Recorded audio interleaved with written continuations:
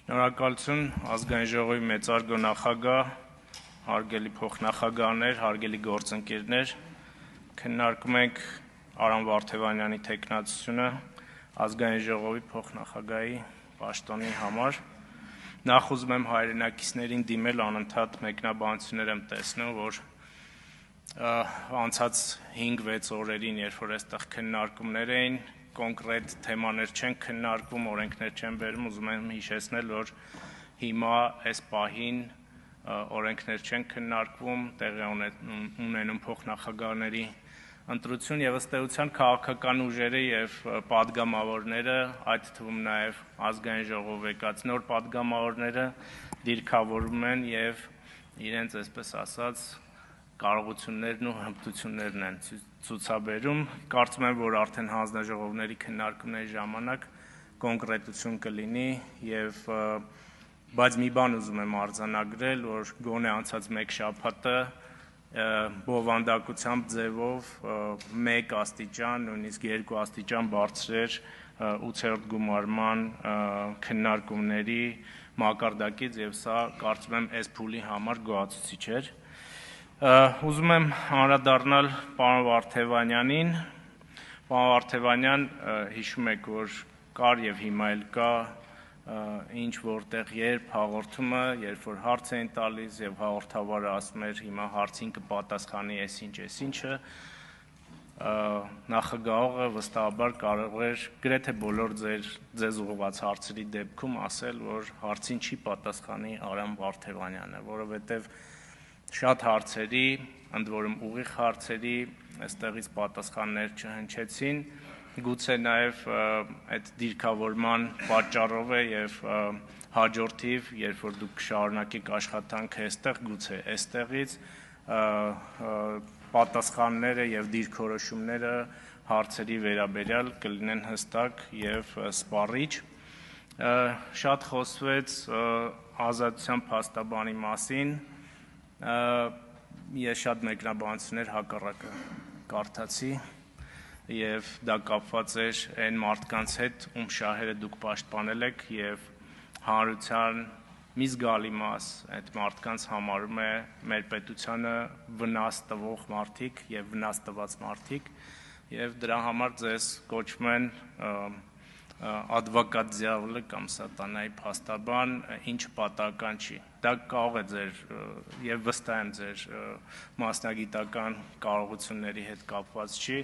բայց կապված է այն մարդկանց հետ, ում հետ դուք առնչություն ունեք։ Եվ դա ամենևին էլ պատահական չէ, որովհետեւ դուք շատ ուղիղ առնչություն եք ունեցել, ոչ միայն պաշտպանելով այդ մարդկանց, այլ նաեւ իրենց հետ գործընկեր լինելով։ Ես ձեզ հարց եմ տալիս, ասում եմ Նայերի ինշուրանսի հետ ինչ առնչություն եք ունեցել, Քոչարյան ընտանիքի հետ ինչ առնչություն եք ունեցել, դուք ինձ ասում եք կենտրոնական բանկն է հաստատել իմ թեկնածությունը։ Այս այն հարցին չի պատասխանելու տրամաբանության մեջ է, էլի ասում եմ, իսկ կենտրոնական բանկին ով է ձեզ առաջադրել, ասում եք Վահագն Խաչատրյանը։ Հիմա այստեղ նստած եւ հանրությունը տենց ասացիք Վահագն Խաչատրյանը գնաց, բայց Վահագն Խաչատրյանը Քոչարյանների ընտանիքի գործընկերն է Նայերի ինշուրանսում, որտեղ երկուսն էլ փայ ունեն։ Ըստ էության դուք այդ ընտանիքների հետ ուղիղ առնչություն ունեք եւ կարծեմ Իշխան Սաղաթելյանը Հայաստան Դաշինքից եկել էր ստեղ ասում էր այդ ինչ է կնգել Արամ Վարդևանյանի հետևից, ասում եք ճամբարափոխել, չէ, չենք ասում ճամբարափոխել, ասում ենք որ դուք նույն կուսակցության մի մաս եք, այնպես ինչպես նախընտրական փուլում էինք ասում, այնպես էլ հիմա ենք ասում, որ դուք ըստ էության մի կուսակցություն եք, որը ունեցել է մի նպատակ, այդ նպատակին չի հասել, հիմա եկել է այստեղ, բայց լավ է, որ մենք ավելի կոնստրուկտիվ եւ նորմալ տրամաբանությամբ ենք գնում եւ չի կրկնվում նախորդ ընդդիմությունների տրամաբանությունը եւ ինչը հույս է ներշնչում, որ իշխանության մաս կազմող ընդդիմությունը ավելի դասական ձևով կգնա եւ կուժեղացնի պետությունը։ Մի նախադասություն էլ ասեցիք, ինձ շատ զարմացրեց, ասեցիք, գիտեք, ես ուզելով եմ այստեղ եկել կամ այստեղ նստած շատ շատերը, պարոն Վարդևանյան, չուզելով եթե միտեղ են գնում եւ աշխատում են այդտեղ, դա վնասակար է առողջությանը։ Եթե դուք կամ գործընկերները չուզելով են եկել, թող գան մարդիկ, ովքեր ուզում են աշխատել, որովհետեւ լուրջ եմ ասում, դա վնասակար է առողջությանը եւ վնասակար է տրամաբանությանը, որի մասին այս օրերին խոսել եմ։ Դուք խոսում եք մի քանի անգամ հիշատակեցիք մնացական Մարտիրոսյանից, ես դատավորին չեմ ուզում քննարկել, բայց այնպիսի տպավորություն է, որ դուք այն նախորդ փուլի հետ որևէ առնչություն չեք ունեցել, ես մնացական Մարտիրոսյանը ձեր պաշտպանյալների, ձեր եղած իշխանության մեջ ժամանակվա դատավոր է էլի, եւ այս համար զարմանալի է, եթե այն ժամանակ դուք այս դատավորի դեմ ինչ որ բողոք արտահայտած լինեիք կամ ձեր ղեկավար Կարեն Կարապետյանին կամ նախագահ պաշտոն զբաղեցրած Սերժ Սարգսյանին ասեիք կամ առաջարկեիք այս մարդուն հանել, էլի միտեղ հասկանալի կլիներ մնացական Մարտիրոսյանի վրա ձեր հղումը, բայց կարծում եմ, որ պետք չի խոսել, որովհետև տարբեր բաներ կարելի է հիշել ձեր նախորդ կյանքից, կենսագրությունից, մինչև 18 թվականը եւ օրինակներ բերել։ Ես կարծում եմ, որ այն տրամաբանության, որը գնում է, մենք պետք է համագործակցաբար գնանք եւ ես այնուամենայնիվ ուզում եմ հաջողություն մաղթել ձեզ ընտրության կամ չընտրության դեպքում։ Կարծում եմ, որ կարող եք դուք կարևոր դերակատարում ստանձնել իշխանության այս դահլիճում գտնվող ընդդիմության եւ իշխանության միջև համագործակցության համար։ Հիմա ես քանի ժամանակ ունեմ մի շարք ելույթների էլ կանրադառնամ, մասնավորապես Գեգամ Մանուկյանի ելույթին, մի դրվագին, այստեղ շատ տարբեր բաների մասին խոսվեց, բայց անես տպավորություն է, որ այս մարդիկ տենց առանց այս մազոխիզմի, այս սադիզմի բան չունեն, էլի, հնարավորություն չունեն, ճակերտավոր եմ ասում, որովհետև ինչ է ասում, գալիս է խոսում է այստեղ պարոն Մանուկյանը